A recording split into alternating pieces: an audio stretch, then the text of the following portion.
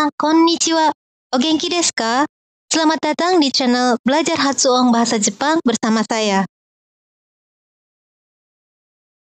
Di sini, saya akan membahas berbagai materi mengenai pembelajaran Hatsuong atau lafal bahasa Jepang. Bagi yang tertarik untuk mengetahui bagaimanakah cara menguasai lafal bahasa Jepang yang baik dan benar, silakan gabung di channel ini.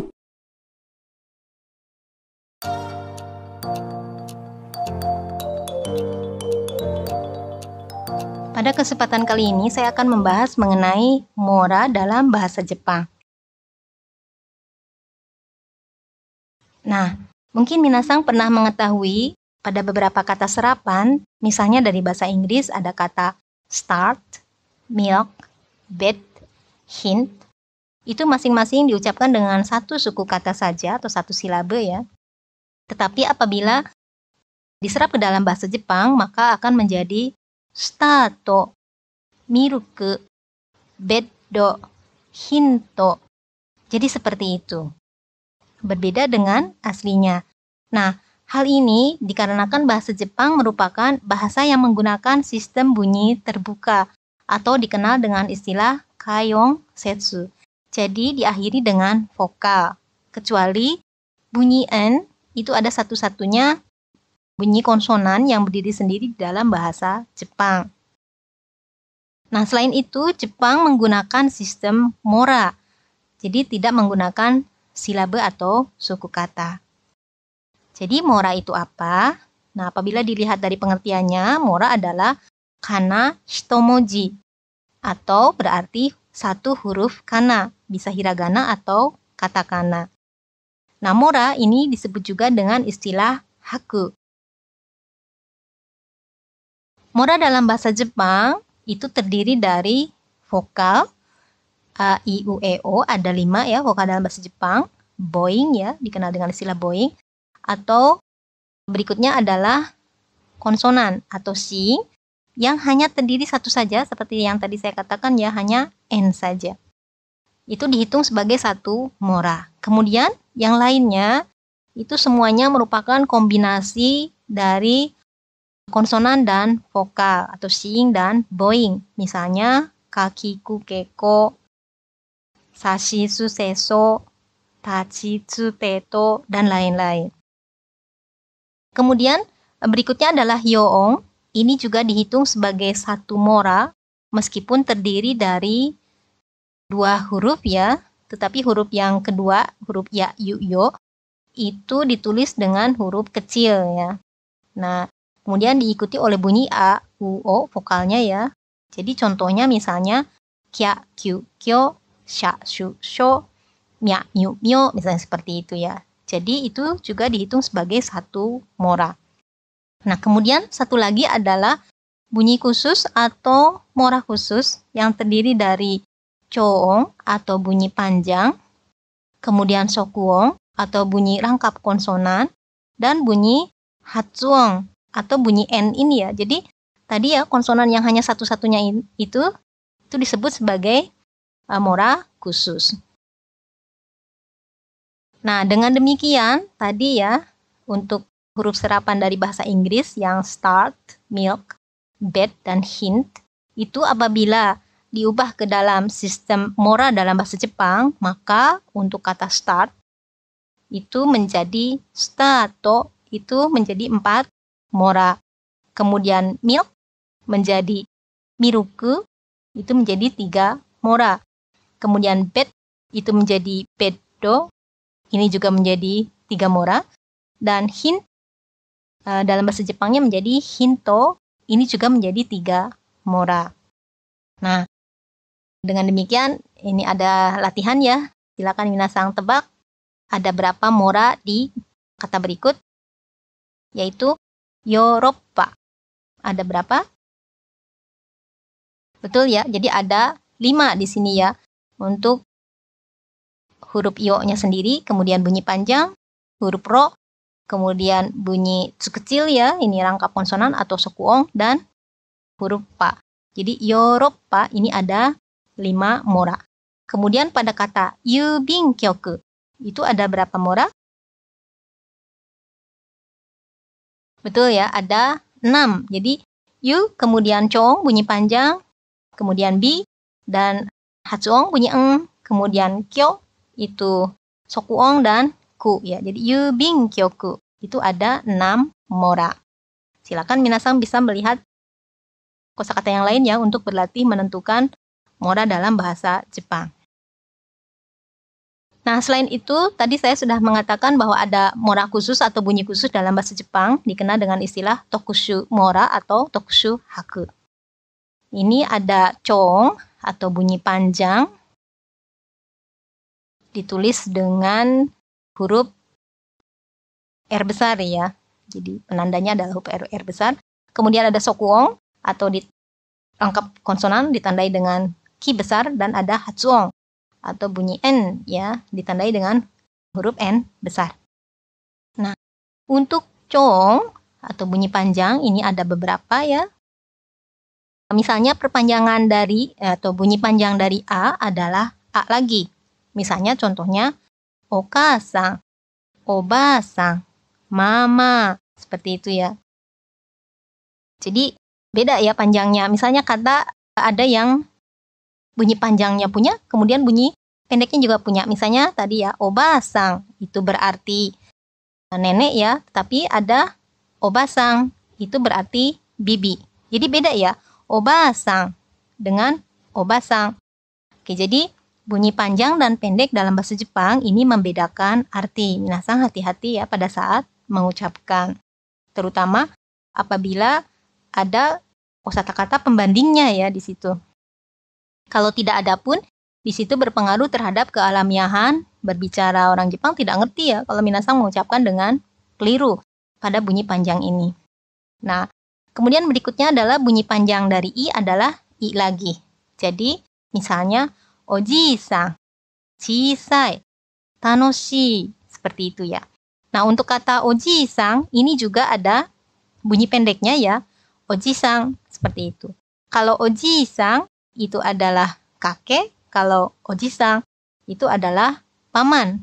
Jadi ini juga hati-hati ya. Kemudian bunyi panjang dari u adalah u lagi. Misalnya kuki, suji, tsugaku. Kemudian bunyi panjang dari e adalah i. Nah, ini minasang hati-hati karena saya sering mendengar banyak yang keliru ya.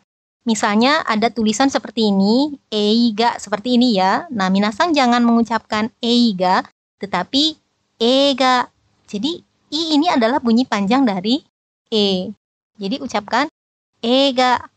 Kemudian contoh berikutnya, toke. Kemudian, sensei. Sering saya mendengar ada yang mengatakan sensei, misalnya seperti itu ya, sensei. Bukan ya, di belakang ini bukan i, tidak dibaca i, tapi e panjang. Sensei, seperti itu. Nah, untuk kekecualian di sini ada bunyi panjang dari e adalah e lagi. Misalnya onesang, e di situ ya. Nah, untuk bunyi panjang dari e adalah e ini tidak banyak, jadi tidak sulit ya untuk menghafalkannya. Dan satu lagi bunyi panjang dari o adalah u, jadi huruf u ya. Misalnya koeng, soji, joho, seperti itu. Nah, di sini pun juga ada kekecualian.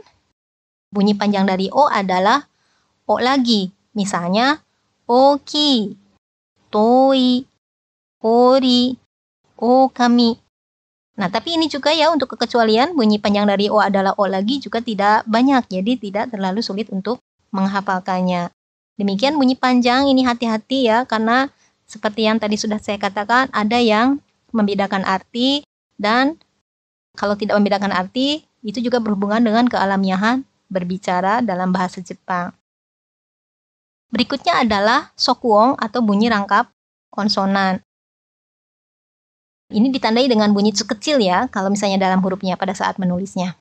Nah, di sini ada pembagiannya. Di sini apabila diikuti oleh bunyi plosif, bunyi hambat tutup ya, misalnya P, T, K, atau C di sini ya. Misalnya dari kata-kata sappari, sato, saka, sachi, seperti itu ya. Nah, Ciri khasnya kalau diikuti oleh bunyi plosif ini, maka bunyi sokuong yang dihasilkan itu berupa bunyi diam atau bunyi kosong, atau seperti ada jeda ya, sappari seperti itu ya. Sato, sakka, sachi, seperti itu. Jadi ada seperti istirahatnya sebentar di tengah-tengah ya. Nah, berbeda dengan apabila diikuti oleh bunyi frikatif.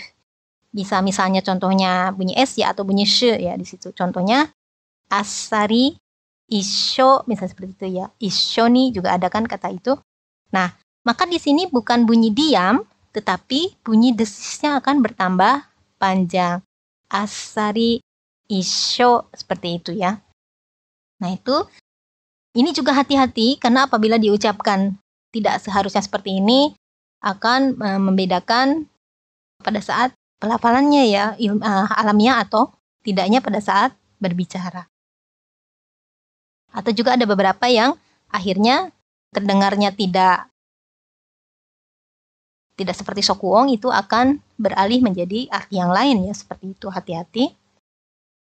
Dan yang terakhir ini adalah hatsuong atau bunyi N dalam bahasa Jepang. Nah, apabila tidak diikuti oleh bunyi apapun, maka bunyi yang dihasilkan adalah bunyi sengau atau yang dilambangkan dengan huruf kapital N tetapi ditulis kecil ya. Ukurannya sama dengan huruf kecil. Nah, ini tadi ya, bunyi N tidak diikuti oleh bunyi apapun berarti dia ada di akhir ya, di akhir kata. Misalnya pada kata Nihong, sumimasen, seperti itu ya. Jadi bunyi dengung, bunyi sengau ya atau bunyi dengung.